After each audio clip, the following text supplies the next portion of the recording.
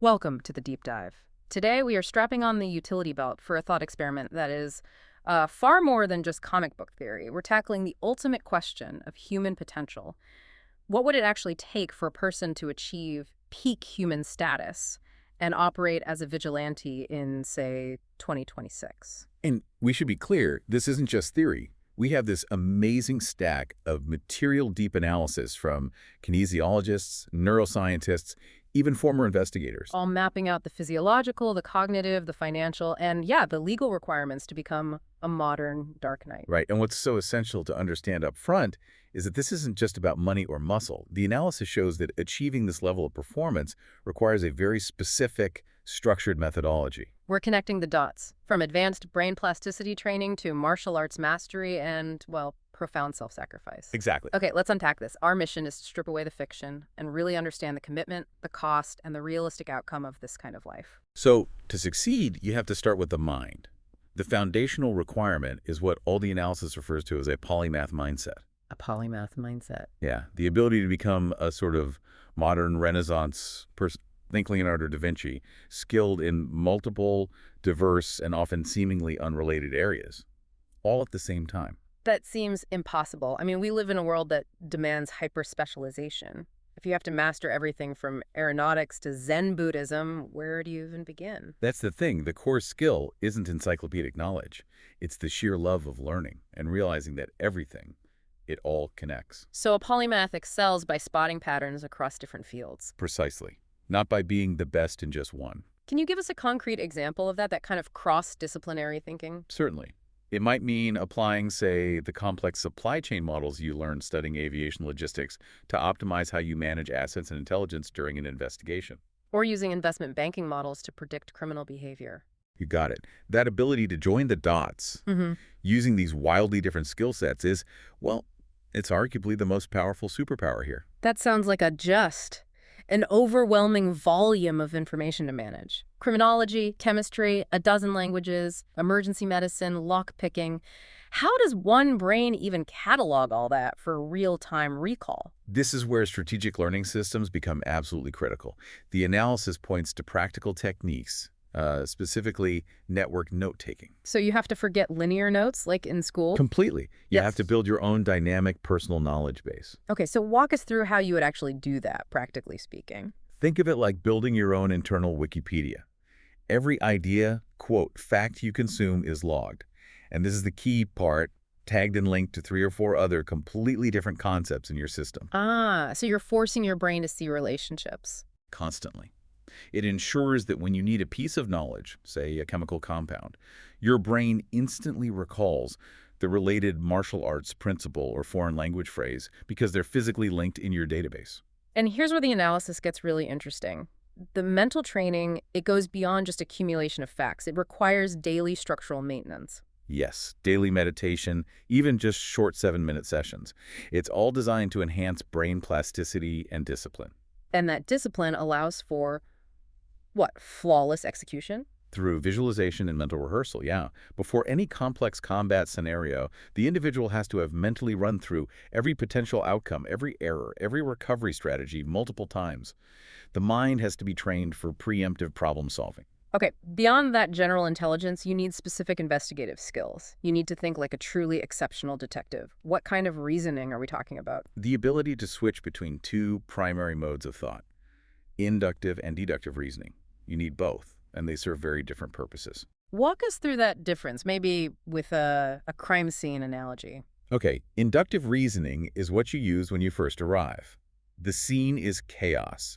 You take specific observations, a broken window, a footprint, some unusual residue, and you use those little pieces to build a general theory, a hypothesis. Building up from the details. Exactly. So deductive reasoning is the reverse. Precisely. That's when you start with a general principle you already know, like a psychological profile of a certain type of criminal. You then apply that general principle to the specific facts of the case to predict their next move. And the analysis insists that you have to consciously avoid mental shortcuts, those heuristics that help us in daily life but are, what, disastrous here. The biggest killer of a proper investigation is tunnel vision. In daily life, we prioritize efficiency, but in this work, that means fixating on one suspect or theory too early and just. missing all the counter evidence. It's like searching for your dropped phone only under the bright lamppost, even though you know you dropped it down the dark alley. Perfect analogy. You have to constantly search those dark corners, always challenging your own leading hypothesis. It's immensely difficult. So the mind is built. But building the body to execute those plans, that's a totally different and almost equally demanding challenge. It is. Moving to the physical reality, achieving peak human status, means performing feats that are approaching or even exceeding world records. What does that training look like? It's cross-modal. It's not just one style, but a blend designed for absolute functional capability. We're talking bodyweight gymnastic training for control, for relative strength. And Olympic weightlifting, right? The snatch and clean and jerk. Not But not for getting huge muscles. No, not for size. It's for explosive power. The ability to rapidly move a massive external object like a downed pillar or a person. It's for moving real-world obstacles. And on top of that, High-intensity interval training for massive anaerobic capacity. You need that for chases and escapes. Running huge distances for endurance. And traditional strength training to stabilize joints under extreme duress. you have to be a sprinter, a marathon runner, and a power lifter all at once. How much, yeah. And the sheer volume of niche skills is staggering. We're not just talking Krav Maga. The list includes, what, a dozen different martial arts styles? At least. Each focusing on a different domain, grappling, striking, weapon disarmament.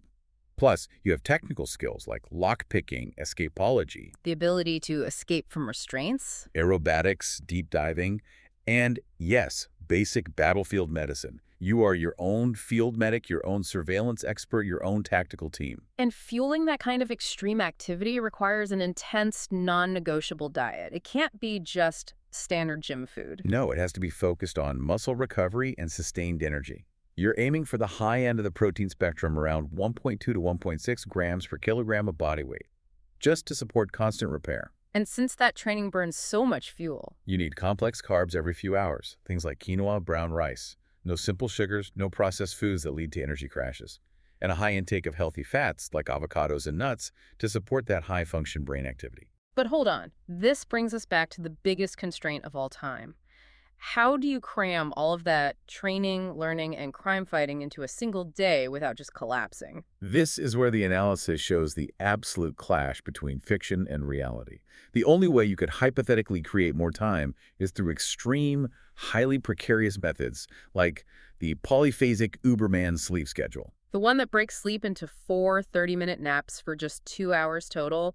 That sounds medically insane. It is for almost everyone. While there are incredibly rare people with the DEC2 gene mutation who are natural short sleepers, a typical person doing this would experience severe long-term cognitive and emotional damage. So the only way to cope, even for a short time, would be through supplements. Or more. Yeah, the analysis points to a few key areas. First, compounds that boost cellular energy, like cordyceps mushroom. It's suggested to increase ATP production, the literal fuel molecule of the body. More ATP means more energy for muscles and brain function. And potentially a slight testosterone boost. Then you have creatine, which is fundamental. It recycles existing ATP extremely rapidly, giving you those bursts of strength or focus when you're exhausted. And I saw a mention of lutein. For visual processing and executive brain function, yes. And to show the absolute extremes necessary, the research even mentions low-level neurological interventions. You mean like transcranial direct current stimulation? Exactly. Applying very mild electrical currents to the scalp to excite neurons, Yeah. to potentially improve focus, memory, reaction time. This is the definition of pushing beyond the natural human boundary. Okay, so we've built the superhuman brain and the peak human body. Now let's move to the staggering financial cost. We're looking at a starting budget for gear of what, $500,000? And that's just the start. Easily escalating into the multi-millions, yeah. And the suit is non-negotiable. It has to be military-grade functional. So lightweight, flexible ballistic protection, layers of advanced textiles, ceramics. But that's not enough. It also needs extreme impact resistance against blunt force trauma, against stabbings. But wait, wouldn't adding all that armor just kill the speed and agility we just talked about? That is the core conflict. Yeah. The trade-off between protection and mobility. The only solution is using advanced composite materials designed for maximum strength-to-weight ratio, high flexibility in the joints, rigidity over the vital organs. And the integrated tech is key. Heads-up display, encrypted comms. Environmental sensors. For total awareness in darkness or smoke. And since stealth is everything, the materials have to be dark, non-reflective, and critically sound dampening. You can't have fabric rustling when you're moving silently. Let's talk essential tools. Beyond the suit, what's in the kit? For mobility, a reliable, compact grappling gun, probably a compressed gas system or a high-torque motor. That alone is an expensive custom piece of hardware. And the armory has to be non-lethal. Exactly. Advanced stun batons, taser devices, maybe sonic deterrents, plus extensive surveillance gear, micro GPS trackers, miniature cameras, signal scramblers. And you need forensic tools to actually be a detective. Portable, rapid analysis kits. The ability to sample residues, analyze fibers, and process prints on the spot.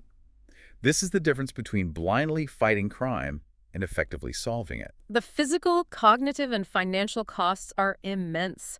But that leads us to the most critical reality check of all, the price that has nothing to do with money, the psychological and legal cost. This is the inescapable conclusion of the analysis. The sources are very clear about several severe consequences. First, the legal and ethical boundaries. Yeah. Vigilantism operates outside the law. So every piece of evidence you collect, every person you detain, it's all done without a warrant. Right. It's all inadmissible. Oh. Operating outside the legal system means you risk serious criminal charges if you're caught. No matter how noble your intentions were, you are functionally becoming a criminal yourself. And the mental health toll, it must be just catastrophic. It is a high-risk scenario for profound psychological challenge. Constant exposure to violence, the trauma, the absolute secrecy, it leads directly to intense isolation and loneliness. The analysis points to a high probability of developing something like high-functioning PTSD. It does. The drive that pushes you to this peak status is also the thing that destroys your personal life. Yeah. You have to sacrifice normal relationships, a career, everything. So after stripping away all the gadgets, the wealth, the improbable physiology, what is the real superpower that makes this impossible transformation happen? It's not genetics. It's not the armored suit.